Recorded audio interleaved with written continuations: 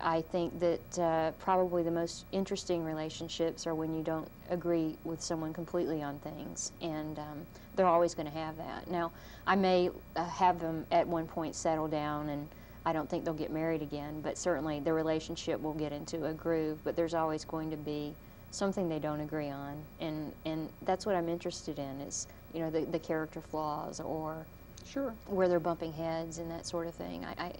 I hate in mystery series when you have that constant, they break up one book, they're together the next, back and forth, so I don't want to do that.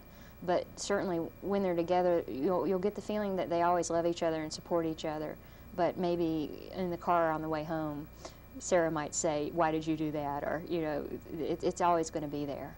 I've always enjoyed Elizabeth Peters and her Amelia Peabody series. I think the way she phrases that is that marriage should be a balanced stalemate between equal adversaries. I agree. And I mean, my own's like that, so I kind of like that. And in fact, one of the few advantages to growing older, there are very, very few. I say that having had 2 root canals last week, so I'm particularly unhappy about growing older. But I do think that you learn what fights to pick, you know, what battles. In fact, I read something I really liked not long ago, and it might have been in some sort of advice column, because I read those every once in a while just to see how loony, you know, everybody is out there. And I think it was something along the lines of, we are defined by the battles that we choose. You know, the battles we pick. When you're young, you pick a lot more battles, you know, because you feel like you have to. When you're older, it doesn't matter so much. A lot of things don't matter so much, and so you can sort of wait for the big battles. Well, I think that comes from being secure about who you are, so you're not constantly feeling like you have to express yourself and make your opinion known. Right, and in a long-term marriage, I think that's very much. Robert Tannenbaum writes particularly well about that. I read Absolute Rage, because he came to sign for us a while back, and it was the first Tannenbaum I had read for years, and he has, I think, a 20-year marriage going on between his 2 characters, Butch Karp and his wife, and yet they're just like Sarah and Jeffrey. I mean, they're married, but, you know, there's still all of that disagreement, tension, you know, whatever, and with the additional thing that their children are spectators or take sides or, you know, have to be accounted for. But he seems fascinated, you know, with that constant dynamic between 2 very strong and, to some degree, mismatched, certainly not ciphers, either one, character. And I think you can do that within or without a marriage if you build the characters right. I mean, well, that's a you good could point. marry Jeffrey and Sarah again or not, and in a small town, you know, it may be that the arguments against it would be so difficult. I don't know. I mean, small town America is no longer the way it was. Yeah. But I don't think it matters a lot whether you formally, unless you're going to introduce children. Well, Sarah can't have children. Well, so there you are. Yeah. But Sarah has also, her parents have such a solid marriage. And I did that on purpose because I didn't want to write about a divorced person and not show the other side of it. Because even though there's a lot of divorce, there are people who stay married for a long time. Well, what if they want to adopt? You know, I mean, there's just a whole lot of things you can explore. Yeah, well, we find out in Indelible why Sarah doesn't want to adopt. Oh, So, you haven't shared that with me yet. No. Ah, okay.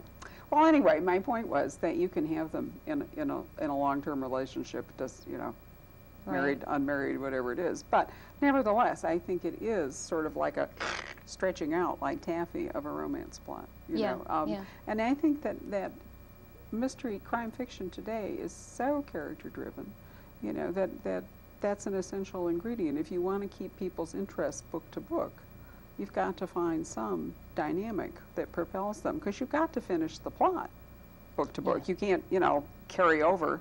Who was it that I talked to not long ago? A new writer who thought it was okay, you know, to like stop the book and then start the plot again somewhere in the next book. And I said, it doesn't work that way in crime fiction. No, you have to finish that particular chapter, if you want to look at it that way, in the lives of your characters. So that if somebody only has that one book to read, it's a whole book, you know, it's complete. But you also want something to drive your readers forward into the next book. And for some, it may be the relationship. Yeah, definitely. I think I really love Carol O'Connell in her latest Crime School. A lot of people have said they weren't as happy with it, and I think that mainly the reason they weren't happy with it is because the relationship between Mallory and Charles didn't develop like they expected it would. Well, but also let's remember that this is a timeout back to her beginnings kind of a book. It isn't a Mallory going forward with her Right. life book. It's a Right. Mallory looking back, and she's trying to give you some idea of how this child who wound up on the streets of New York coped. And wasn't it Stone Angel where she took her all the way back to her little Mississippi Gothic town and told you about how she got, basically what happened that propelled her out into New York, but she hadn't dealt with that whole issue of. No, I don't think Mallory deals with anything, but No, I'm talking about Carol. Not, Oh, no, yeah, sorry, yeah, yeah. Carol, not Mallory. But what was she, like 7 or something? And then Right. suddenly she's, you know, a street child. see, I love that part. I think that's very interesting, but it goes back to what you're saying about the relationships and how some readers follow the relationships. Like they don't think of Gone, Baby Gone, Dennis Lehane. They don't say, I want to find out what's going to happen in the plot. They say, what's going to happen with Angie and Patrick? Or, Right. you know, or with Laura's books, what's going to happen with Laura Lippman, you know, between Tess and, gosh, I can't remember his name. I'm so sorry you said that because I can't either. I was going to nod knowingly and have to slide back with it. Well, actually, in the Mallory books, see, to me, almost the most interesting character is the one we can't ever meet because he's dead. Yeah. And I think that I think that was actually a stroke of brilliance on Carol's part, was to kill off Lewis before the books ever started. And he's so alive in some senses throughout, but at the same time, it's over, you know. But I miss him. I mean, I always feel when I read them like I'd like him to be around, you know, Yeah, to I come felt that back way and- when I read the first one. Yeah, well, and so I think that was a feature in Crime School, that you could miss Lewis more again because we were back when she was a little kid and he found her and blah blah. Well, anyway, tell us how you started writing a novel. Now, I remember that you and I'll drop this personal note in here for everybody. Before you ever published, Val McDermott and I and my husband had lunch in New York. It was when Val was nominated for an Edgar for the book we published, Suitable Job for a Woman. It was her critical book.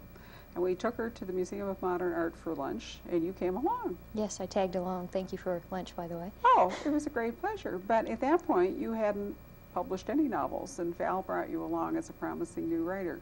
How did we get you to that point? What had you done? Write and read as much as I could. I've been writing since I was 6 years old, and I think as soon as I got out of high school, it was my goal to get an agent and try to get a book deal. So basically, my teens and early 20s were spent trying to find the right story and trying to hone my craft and become a better writer and get to the point where I thought, okay, I can show this to a professional and not feel like she's going to throw it back in my face and laugh at me. So I read a whole lot because I think the most important thing a writer can do is read. You learn so much, at least I do, from reading, even bad books. And you know, so that was what I was focused on, is becoming a better writer and getting to the point where I thought I could be published.